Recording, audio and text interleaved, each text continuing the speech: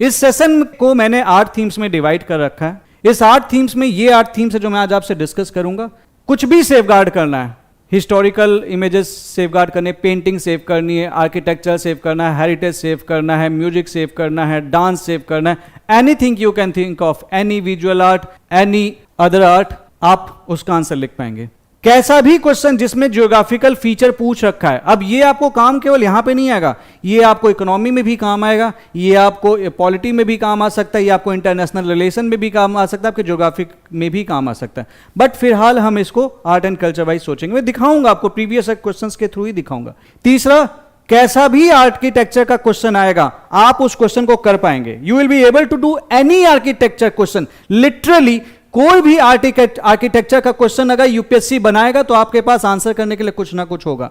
हम अक्सर क्लूलेस सोचते हैं ना, अब आप क्लूलेस नहीं होंगे, अब हम क्लूलेस बिल्कुल नहीं होंगे। It is just like that यार, सीधी सी बात है।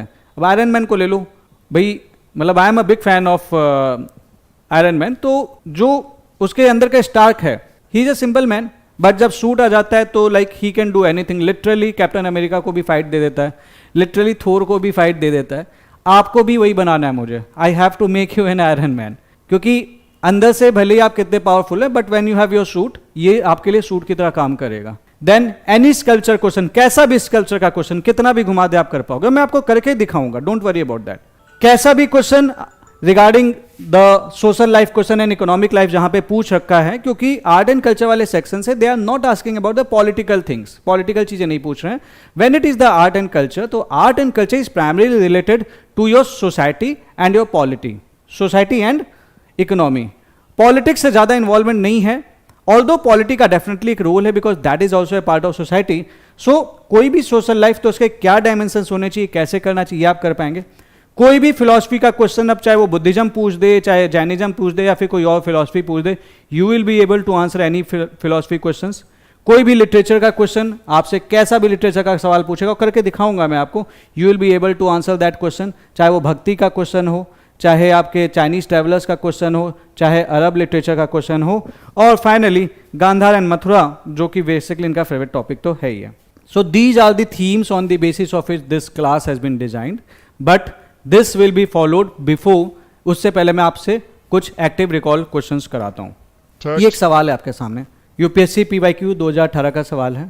आई होप आपने पेन एंड पेज रखा होगा, नहीं है तो अरेंज कर लीजिए। एंड नाउ मैं आपको एक छोटा सा टाइमर दे रहा हूं, ज्यादा नहीं टाइम दूंगा, 2 मिनट का टाइम दे रहा हूं। And you have this question in front of you. आपको बस एक काम ये करना है, थिंक क्या, देखो आज पार्टिसिपेट करना है, if you won't be participating ना, तो फिर फायदा नहीं होगा इस सेशन का। पार्टिसिपेट कर लोगे, मेहनत कर लोगे, तो फिर this session will be of very much use to you.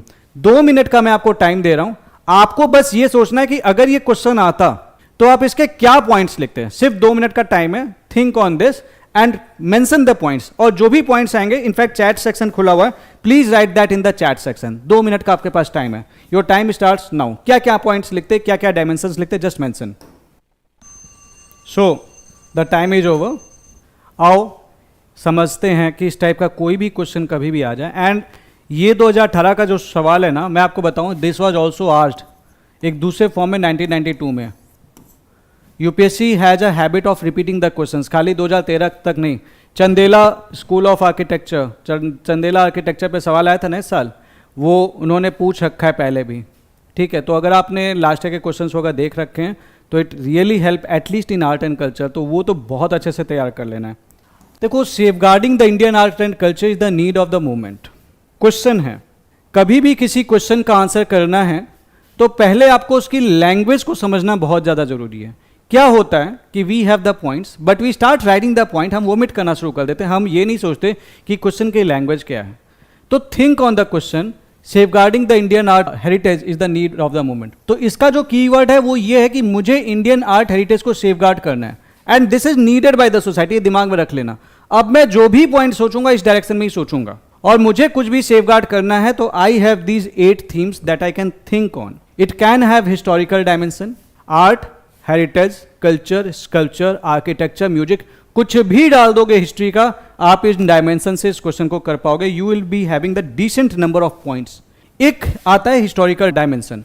You think it in terms of historical importance. अगर आपके देश की सारी चीजें उठा के बाहर दे दी जाएं, बर्बाद हो जाए, तो तुम्हारे पास अपनी संस्कृति के लिए बचेगा क्या? ये तो मैं आपको बहुत ही लोकल लैंग्वेज में बता रहा हूं, बट रियलिटी में आप सोच के देखिए कि अगर हमारे पास कुछ है ही नहीं बताने के लिए हमारे देश का है, तो देश की धरोहर तो खराब हो रही है। So you have to save your history, because history is what that forms the learning for the present and for the future also. So there is the continuity. So आपको हिस्टोरिकल डायमेंशन सोचना है, आपको यह सोचना है कि safeguard करेंगे तो क्या हम अपने कल्चर और सिविलाइजेशन को बचा पाएंगे? Is there any benefit regarding that? Because we have to be thinking on the same lines. क्या हम कुछ किसी तरीके से एजुकेशन भी मिल रहा है? Is there any educational dimension you can think of कि सेफगार्ड कर दिए तो all these heritage things, all these dance things, all these cultural things, all these sculptural things, all these architectural things, are they teaching anything? कुछ educate कर रहे हैं तुम्हारी जनता को, तुम्हारे यूथ को? Think on that. Economic dimensions, क्या इससे तुम पैसा उसा कमा सकते हो? इज देयर एनी scheme like that? Is there any tourist circuit like that? सोच के देखिए। गवर्नमेंट आज की डेट में अगर आप जाएंगे मॉन्यूमेंट पे, आपके टिकट लगता है, गवर्नमेंट भी पैसा कमा रही, even it is adding to what? To preserve this monuments. Apart from that it is adding to the government purse. तो इकोनॉमिक डायमेंशन भी है। फॉरेन से लोग आते हैं, टूरिज्म बढ़ा रहा है, तो सेफगार्ड नहीं करोगे तो बोलाओगे क्या? ताजमहल फॉरेन से कितने लोग देखने आते हैं, उसके चलते कितनी चीजें खरीदते हैं, उसके चलते कितनी सर्विसेज लेते हैं। Think on that lines. Does it have any technological dimensions? Does it have any environmental dimensions? Does it have any administrative and legal dimensions? Does it have any ethical and social dimensions? So like this I have elaborated the points. अगर historical dimensions हैं, देखिए heritage it represents the humanity's journey. Humanity's जो journey जो हमने सीखी है, like carving, painting, music, manuscript, architecture, they are time capsules of civilization. कुछ भी निग्लेक्ट होगा, कुछ भी चोरी होगा, that is the irreversible loss of history. तो अगर इतिहास आपका खो रहा है तो आप चाहेंगे कि you should not be safeguarding them. Think on that lines. Example के लिए इंडस वैली सील्स, सारी सील्स हटा दो, क्या पढ़ोगे तुम इंडस वैली के बारे में?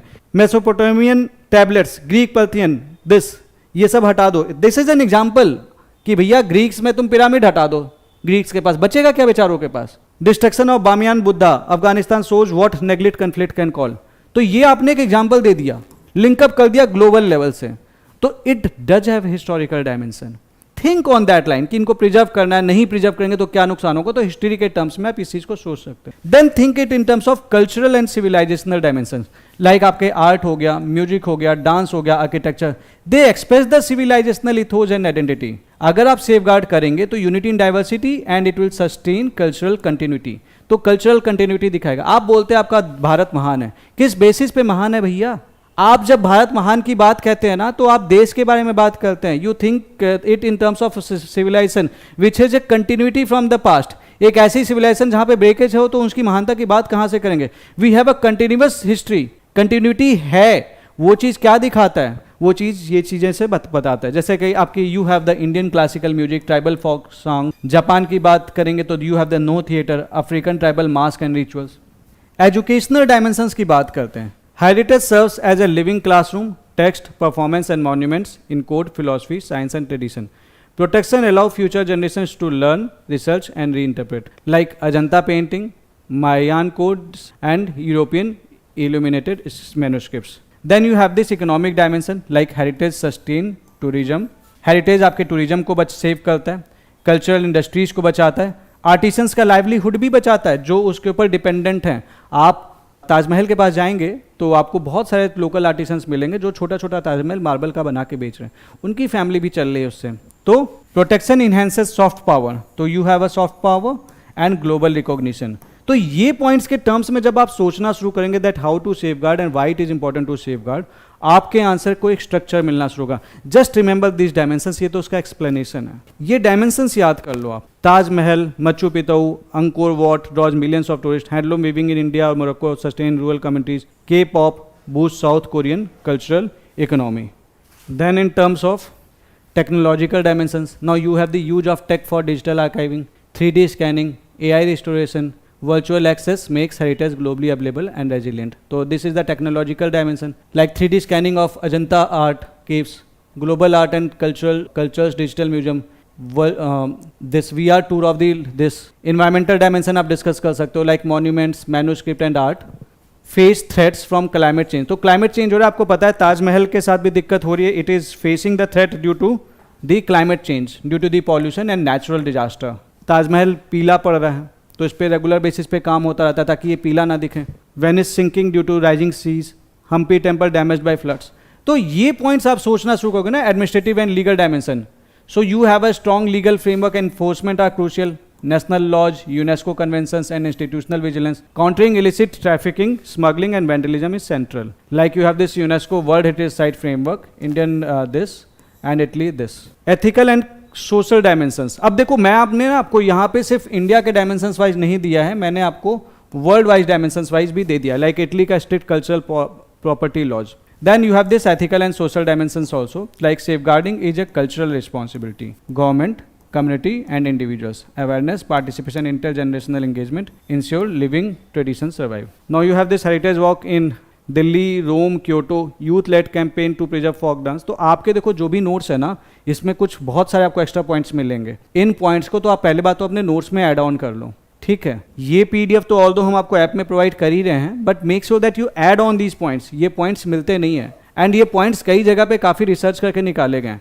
But whenever there is any question that is asked कि भाई सेफगार्ड करना है, थिंक, ये मत भी याद रखो, इतना अगर आपने लिख दिया ना, इतने पॉइंटर्स भी लिख दिए, आपको नंबर मिल जाएगा. आप लिख सकते हो historical context, civilisational and cultural context, educational context, economic context, क्योंकि यार कंटेंट तो आपने पढ़ ही रखा है ना, you have the content. But problem है you don't have the structure.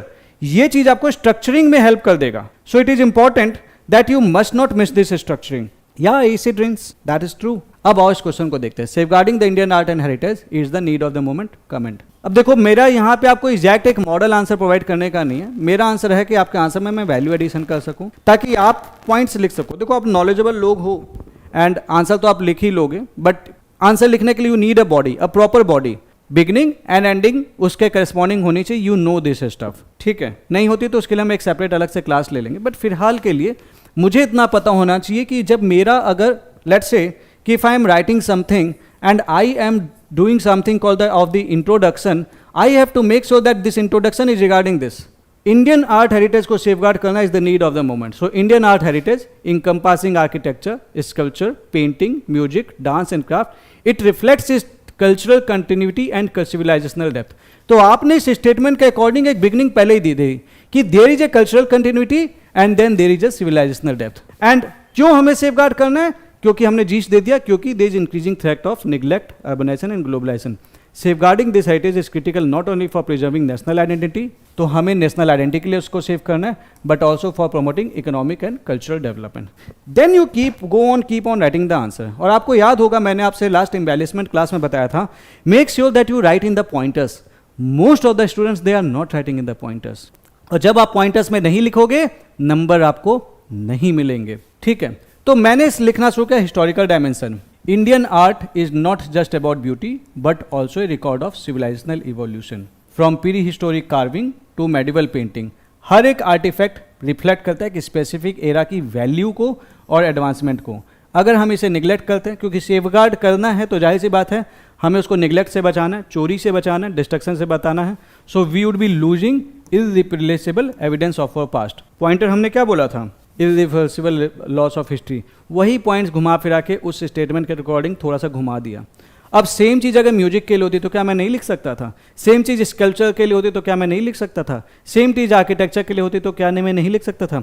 मैं बिल्कुल लिख सकता था. लाइक एग्जाम्पल में दे दिया Indus valley seals, Mauryan pillars, Gupta sculptures, Chola bronze, जो फेमस चीज़ें हैं ना. इंडस वैली की सील फेमस है, मौर्य के पिलर्स फेमस है, गुप्ता के स्कल्पचर फेमस है, Chola bronze, Nataraja bronze, you know, ठीक है, मुगल मिनिएचर्स, ये सब फेमस हैं. Then write about the cultural or the civilizational dimension. Indian diversities find expression in its art, tribal paintings, temple architecture, folk craft and classical forms. They represent the cultural identity of communities and the unity of the nation.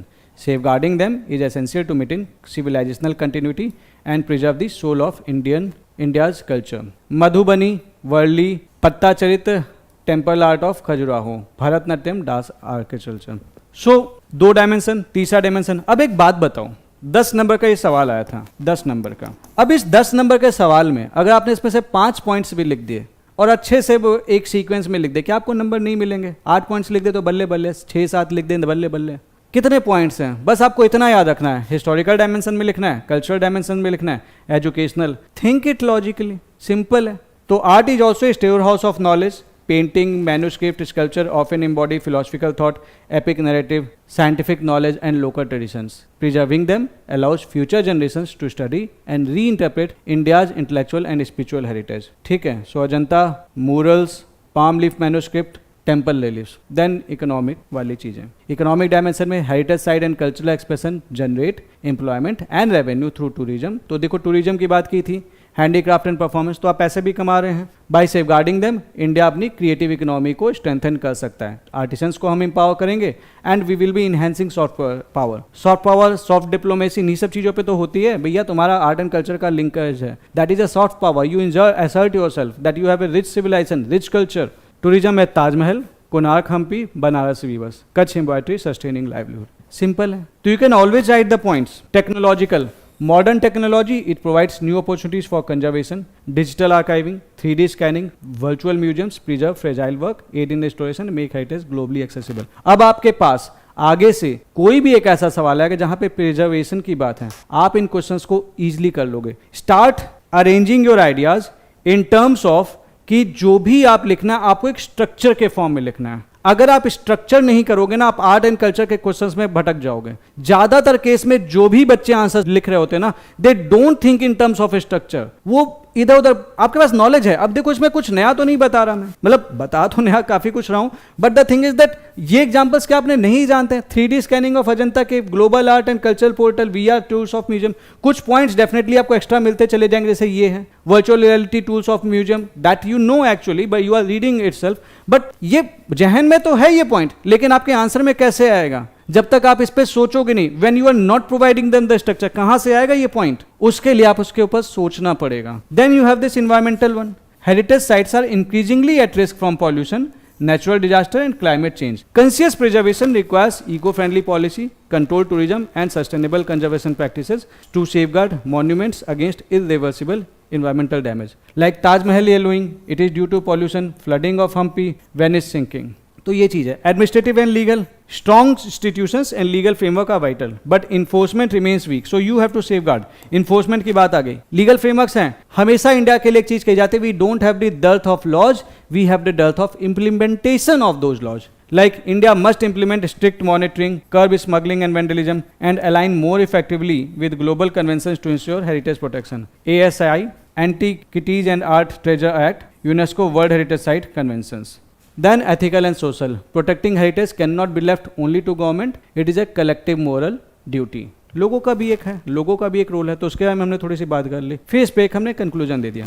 अब आप एक बात बताओ, अब इस type का question आता है, कुछ भी सेफगार्ड करना है, म्यूजिक को सेफगार्ड करना है, कुछ और स्कल्पचर को सेफगार्ड करना है, टेम्पल आर्किटेक्चर को क्वेश्चन करना है, क्या इस डायमेंशंस पे नहीं लिख सकते? बिल्कुल लिख सकते हैं। समस्या ये है कि आपको उसके अकॉर्डिंग सोचना पड़ेगा। So this is the thing.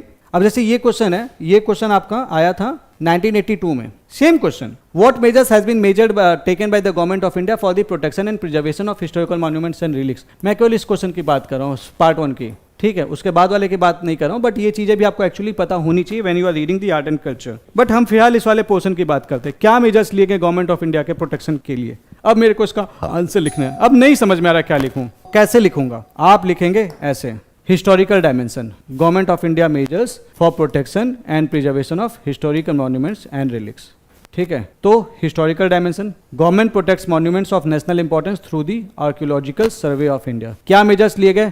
अब हिस्टोरिकल मेजर में मैं क्या सोच सकता हूँ, आई जस्ट, क्योंकि मेरे को पता है कि सेफगार्ड करने की बात हो रही थी। When I am taking the measures, it is more about the safeguarding. When I am talking about the safeguarding, then I have to think in terms of history and historical preservation के लिए ASI का नाम ना लूँ तो मेरा answer बेकार है।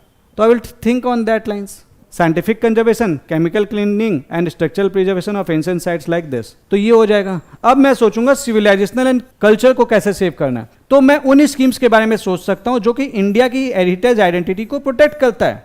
लाइक एडॉप्ट अ हेरिटेज, अपनी धरोहर अपनी पहचान, पढ़ा है ना आपने स्कीम, लेकिन आंसर में क्यों नहीं आ रहा? क्योंकि हमने अभी तक उसको स्ट्रक्चर करना नहीं शुरू किया। The moment we will start structuring, you will be able to write these type of questions. Protection of heritage walks, cultural festival at monuments like Khajuraho Dance Festival, Konark Festival.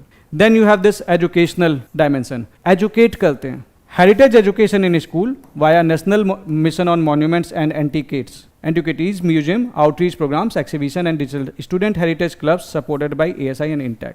तो ये measures लिए जा रहे हैं. Economic measures, heritage sites are integrated into tourism circuit. अगर tourism circuit में तुम integrate करोगे जैसे कि आपकी स्वदेश दर्शन एंड हृदय स्कीम, तो you will be taking the measures ना, तभी तो तुम उनको सेफगार्ड करोगे. So monuments attract domestic and foreign tourists, generating revenue, restoration projects funded by government and corporate CSR. Then technological, use of 3D laser scanning, drone mapping and GIS for documenting monuments, virtual tools of sites. इस तरह से आप उसको government in चीज़ों पे काम कर रही है. Like they have started using the 3D laser scanning, drone mapping करना शुरू किए, GIS सेव करना शुरू किए. अब आपको जो मेजर था वो टेक्नोलॉजी के टर्म्स में सोचना था कि गवर्नमेंट टेक्नोलॉजी वाइज क्या कौन सा मेजर ले रही है, गवर्नमेंट इन्वायरमेंट वाइज क्या मेजर ले रही है. तो you are there are the green zones. आप ये एक एक वर्ड लिख के आ जाओगे तो भी नंबर मिल जाएंगे. Like there are green zones around heritage site, restriction to pollution near Taj Mahal, Taj trapezium zone, ये आपने पढ़ रखा है बट आप लिखते नहीं है कई बार. और अगर आपके नोट्स में ये चीज मेंशन नहीं है तो make sure you make a note of this things. Conservation of eco sensitive heritage landscape like Kaziranga, Sundarbans. Then administrative and legal measures क्या ले रही है government. This act, AMASR act, this act regulate construction, trade in this and preservation. ASI plus state archaeology department oversees conservation. So UNESCO coordination for World Heritage Sites is there. So these are some of the administrative and legal measures. What are the social and ethical measures? तो क्या हो सकता है, awareness campaigns हो सकते हैं. इतना भी लिख के आ गए ना, एक एक वर्ड भी लिख के आ गए. अगर आपने ये चीज इंक्लूड कर दिया तो सोने पे सुहागा है. लेकिन अगर नहीं भी किया तो भी आप बेटर आंसर लिख पाएंगे क्योंकि आपने कुछ उसके डायमेंशंस डिस्कस किए हैं. Like you have this ethical duty of citizens in the article 51A, that is the fundamental duty. So इस तरीके से अगर आप इन क्वेश्चंस को सोचना शुरू करोगे ना, कुछ भी सेफगार्ड आएगा मैं डायमेंशंस में सोचूंगा, you will always be getting the number. The issue is that कि हम अक्सर इस डायमेंशन में नहीं सोचते हैं. लेट टेल मी, कुछ सीखा आज, कुछ समझ में आया इस टाइप के क्वेश्चंस को कैसे अप्रोच करना है. Please answer. कुछ समझ में आ रहा है, कुछ चीजें आपने like are you learning something, कुछ स्ट्रक्चरिंग का आइडिया लग रहा है, यस या नो, टेल मी. और अभी तो कई सारे क्वेश्चंस मुझे आपको बताने हैं. आर यू लर्निंग समथिंग, आया कुछ समझ में.